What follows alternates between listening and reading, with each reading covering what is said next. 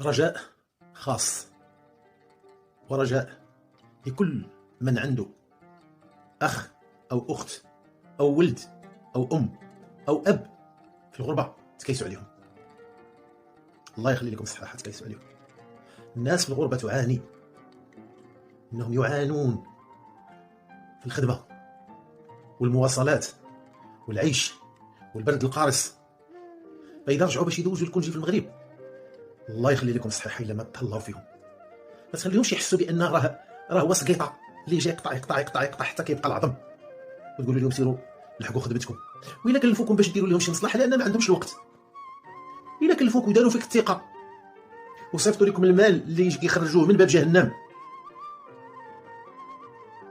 ما تعداوش عليهم بهذاك الطرق ديال النصب والاحتيال. شحال من واحد مسكين دار الثقة في اختو وفي خوه وحتى في باه، وفي الاخير لقى راسو داك المال اللي هاد الناس مساكن راه الدم ديالهم كيلوحوا والشباب ديالهم كيلوحوا والعمر ديالهم كيفنيو في اوروبا، والاخر فيهم مسكين كيدخل بامراض.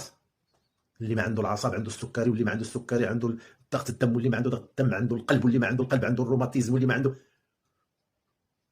وهاد الناس هادو راه ماشي كيبخلوا، هاد الناس مهورين كيبغيو يساعدوا كلشي الناس.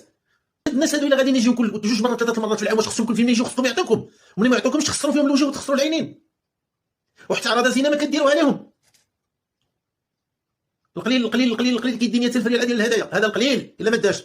وكاين اللي كيدي الطوموبيله كلها هدايا، وفي الاخر سرو كيرجع مسكين نكبان يندم على هذاك الطريق اللي شدها.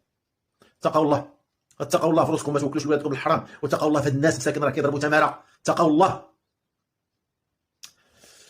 نتمنى من الله تصطادوا، نتمنى من الله هاد الفيديو تبارطاج على نطاق واسع باش يسمعوا هذوك الناس دوك النصابه